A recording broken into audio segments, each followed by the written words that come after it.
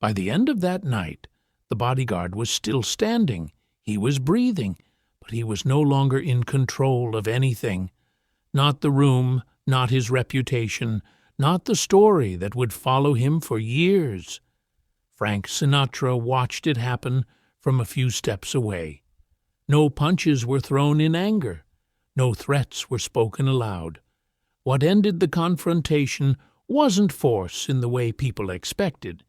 It was something quieter, something that made the outcome feel inevitable long before anyone understood how it was done. Pause. Backstage rooms are not designed for comfort. They are designed for function: bare walls, folding chairs, equipment cases stacked without ceremony. A place where applause does not enter and where status is measured differently. On that night, the room was already occupied long before the confrontation began. Musicians moved in and out without speaking much. Crew members checked details they had checked before. Everything followed a practiced rhythm, the kind that forms when people know exactly who holds authority and where they stand in relation to it. Witnesses later said the room felt settled, not relaxed, settled. Frank Sinatra was there early, positioned slightly away from the center, not needing it. He had learned long ago that true authority does not require space to announce itself. People adjusted around him naturally, without instruction. Near the far side of the room stood Bruce Lee. He was not warming up. He was not stretching. He was not performing for anyone who happened to glance his way. He stood still. Those who noticed him remembered the stillness more than anything else. Not stiffness, not tension, just an absence of unnecessary motion, as if the room's noise had no permission to reach him. Backstage, size usually determines order. Large men are placed near entrances. They block sight lines. They control movement. That was the environment into which the bodyguard entered. He was known by reputation before he was known by name. 350 pounds by most estimates, hired muscle, a man whose presence alone was meant to prevent questions from forming. Witnesses recall how the room subtly shifted when he arrived. Conversation shortened, paths narrowed, people instinctively moved aside. This was not fear, it was habit. The bodyguard's authority came from proximity to power, not from mastery of it. He was there to enforce boundaries, not to understand them. And in spaces like this, that distinction matters. He noticed Bruce Lee almost immediately, not because Lee demanded attention, but because he did not. In a room governed by hierarchy, stillness can feel like defiance. No words were exchanged at first. There was no announcement, no challenge issued to the room. But witnesses later agreed on one detail. The moment the bodyguard's attention settled on Lee, the outcome had already begun moving in a single direction. The bodyguard assessed what he saw the way he always had, through size, weight, and precedent. Those tools had never failed him before. Bruce Lee did not look back right away. He did not adjust his stance. He did not acknowledge the evaluation taking place. That refusal to participate in the expected exchange created a quiet imbalance. Backstage, imbalance is dangerous. It invites correction. And so, without ceremony, the bodyguard stepped closer. Not aggressively. Not yet. Just close enough to test whether the room would bend around him as it always had. It did not. The air changed, not sharply, but unmistakably. Several witnesses later said they felt it before they understood it. Bruce Lee finally turned his head. No expression changed. No challenge was visible, only attention. And in that moment, the room stopped being neutral ground. The bodyguard's confidence had been built slowly, over years of repetition. Rooms like this one, Men like the ones who stepped aside without being asked, authority that arrived before conversation. He had learned to trust that pattern. Witnesses later said he smiled slightly as he closed the distance. Not a grin. Something smaller. The expression of a man who believes the rules are already written. Behind him, the room recalibrated. People watched without appearing to watch. No one intervened, because intervention had never been necessary before. This was not his first test of presence. It was simply the first time the presence did not work. Frank Sinatra noticed the shift before most others did. He had spent decades reading rooms where power was unspoken but absolute. He did not move. He did not signal. He observed. Sinatra understood something many did not. When men rely on size, they often stop listening to context. The bodyguard spoke first. Not loudly, not formally, just enough to establish dominance through familiarity.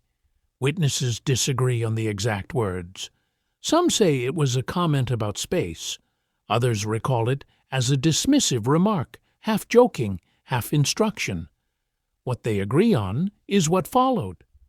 Bruce Lee did not respond. No nod, no verbal acknowledgement, no attempt to diffuse or escalate. The silence stretched longer than was comfortable. In most rooms, silence after a challenge is an invitation for escalation. It suggests either fear or ignorance. The bodyguard assumed the first. He shifted his weight forward slightly, letting mass speak where words had failed. The movement was practiced, a reminder of consequence. Bruce Lee remained where he was. Those closest later said his breathing did not change. His posture did not rise to meet the threat. He did not square his shoulders or prepare theatrically. He simply stood. That was the moment when the room began to understand that this was not a contest of aggression. It was a contest of assumptions. The bodyguard's reputation rested on a simple equation. More weight equals more control.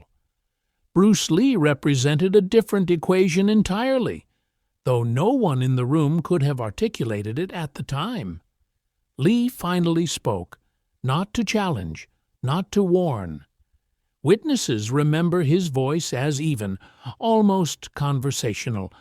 The words themselves were unremarkable. What mattered was the absence of emotion behind them. There was no attempt to assert status, no reference to credentials, no appeal to authority, just clarity. That clarity disrupted the bodyguard more than resistance would have.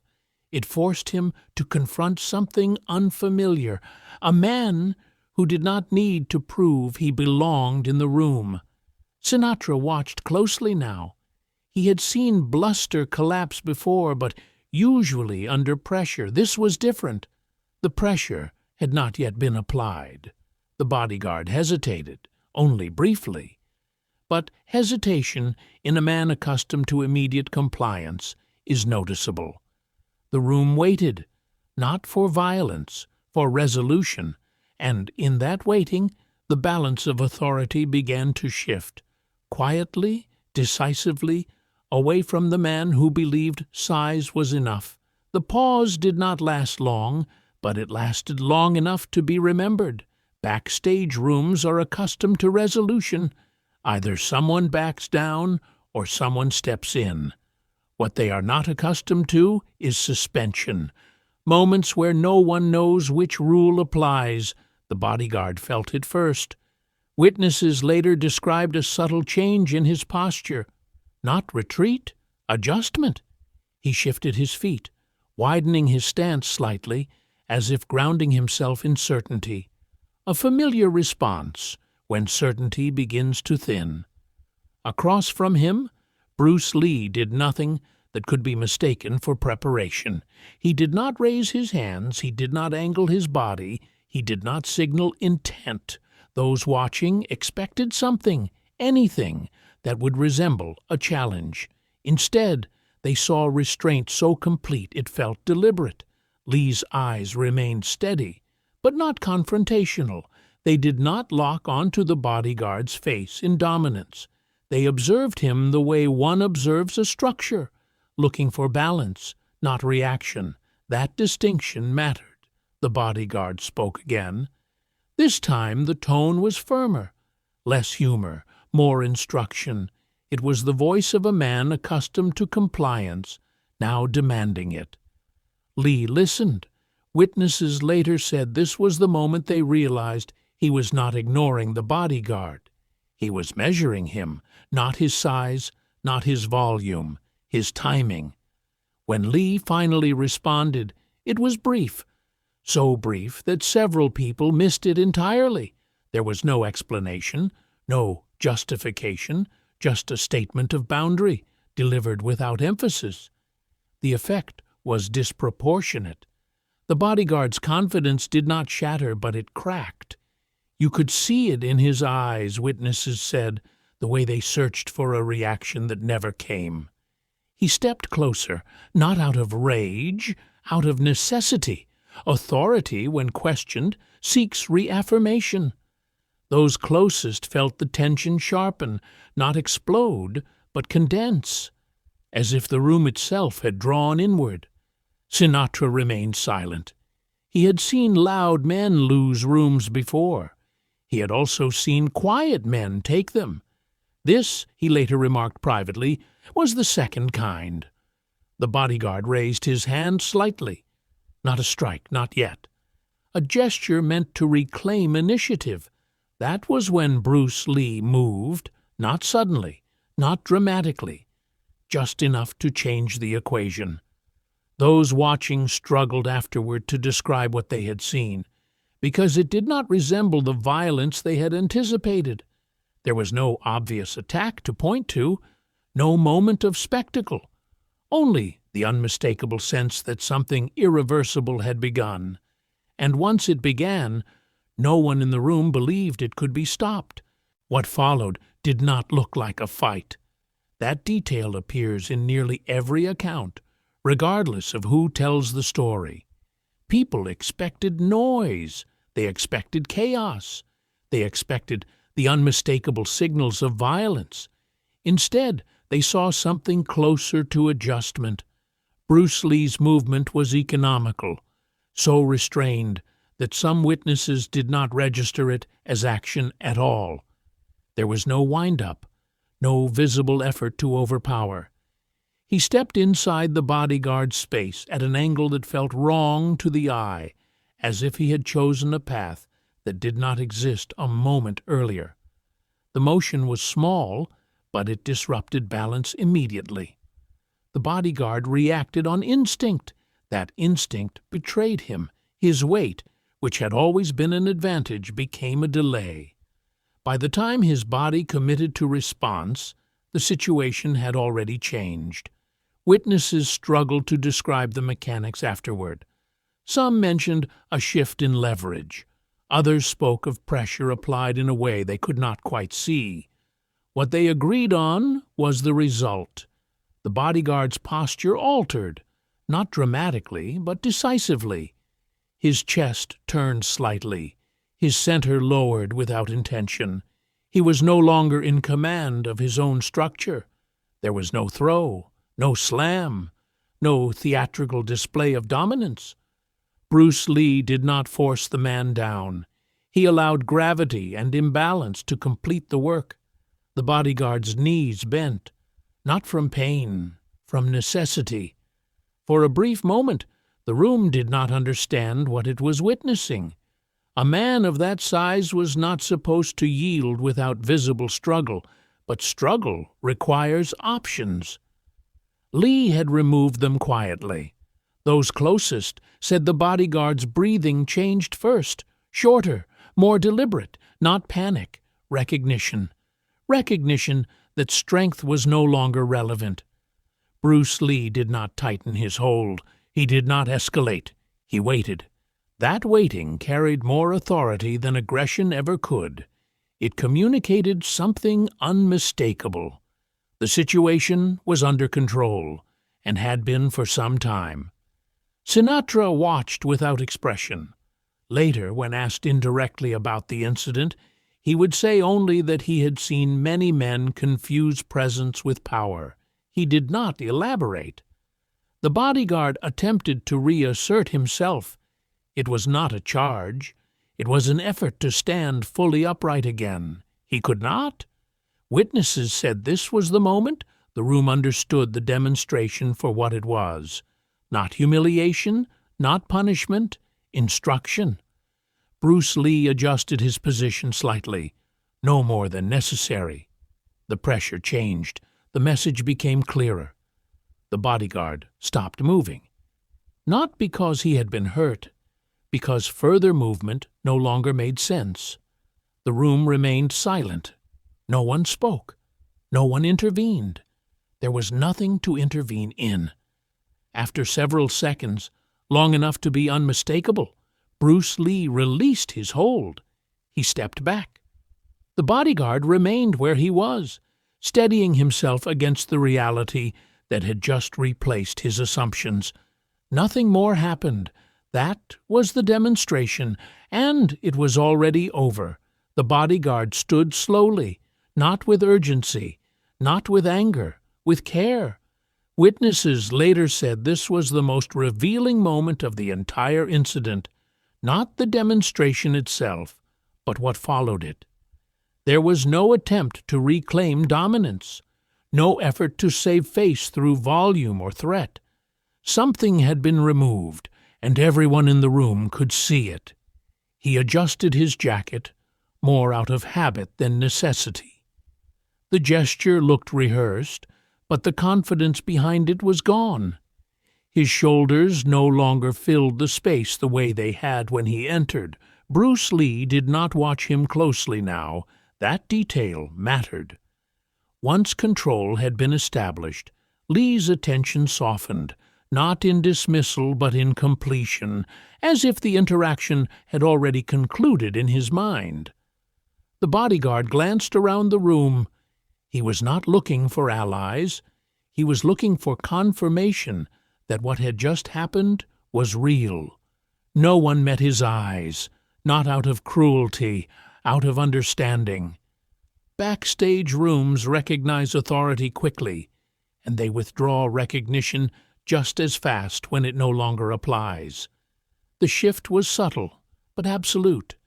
Sinatra finally moved, just a step. Enough to reassert the room's original hierarchy without commentary.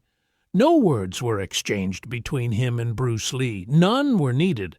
The bodyguard lingered for a moment longer, as if considering whether something more was expected of him. An apology, a remark, a challenge renewed. Nothing came.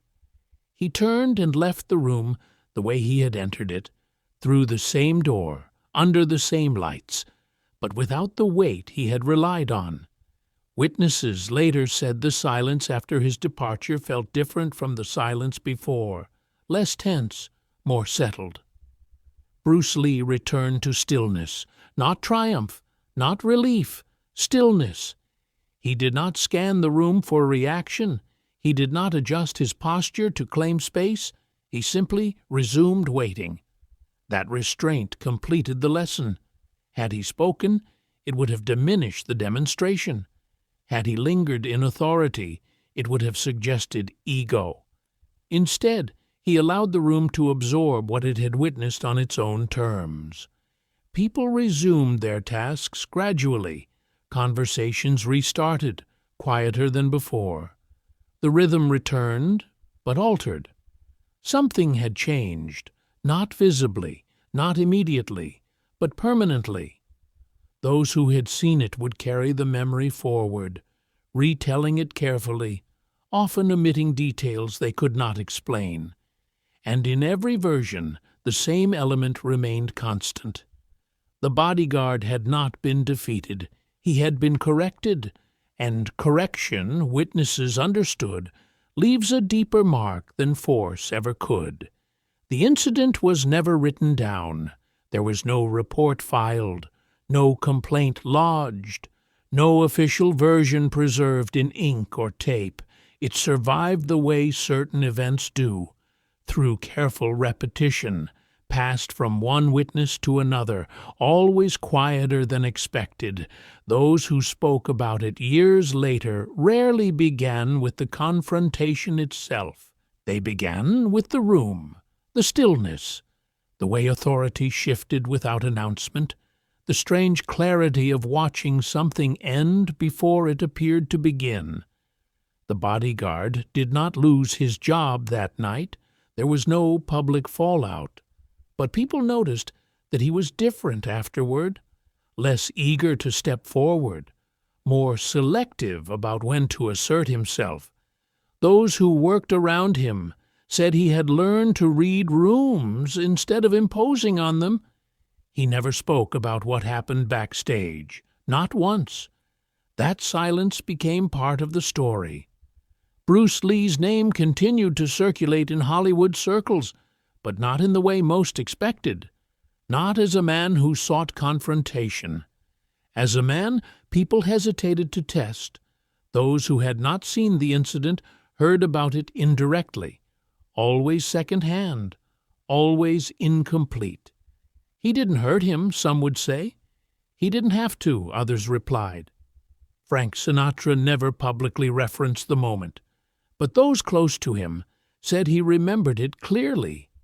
Years later, when asked about strength in private conversations, he would sometimes remark that the most dangerous men he had known were never the loudest ones. He offered no names. He did not need to. The story aged into something quieter than legend.